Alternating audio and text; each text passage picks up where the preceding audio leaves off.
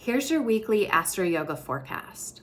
So this week, two main things are going on. The first main thing is that Saturn and Pluto are both now in the final degree points of their signs before moving into their next signs. What you need to know about this first thing is that now is a time to celebrate the work you've been doing and the ways you've been transforming. Even if it feels like work or transformation has been thrust upon you, or if you chose the work and the transformation of your own accord, it doesn't matter. Just celebrate what you have been doing and where you have been.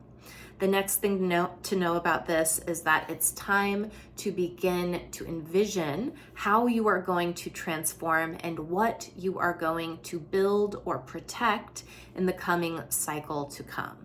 So you can build whatever you want. You can transform however you want to transform. There's details about this in your chart, but you can begin to envision it now and prepare for the energy influx that will be happening this March, all March long, and you may even feel this into April and beyond. These are major transits.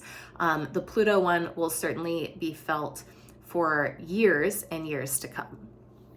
So that's the first thing you need to know. The second thing that's going on this week is the sun is squaring Mars. The sun is in Pisces, Mars is in Gemini, and the moon is moving toward fullness, which will be a double square formation known as a T-square. That includes two squares to Mars and then an opposition, of course, in the sun and the moon.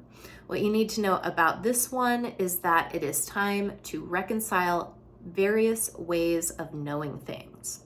You may prioritize reason or imagination, or you may prioritize association or different types of learning. You may even prioritize mental knowing versus physical knowing versus emotional or intuitive knowing, right? All of these things are ways that we can get hung up on just one way of knowing. But what this formation is asking is for you to reconcile the various ways of knowing so that you are not tempted to either ideate too much, to escape too much, or to control too much, but instead to open to the ways in which you can maintain self-control. You can open and imagine and release a little bit of control, and you can also use the powers of the mind to organize yourself in such a way that you will see clearly what your own state of being is and the next steps you can take.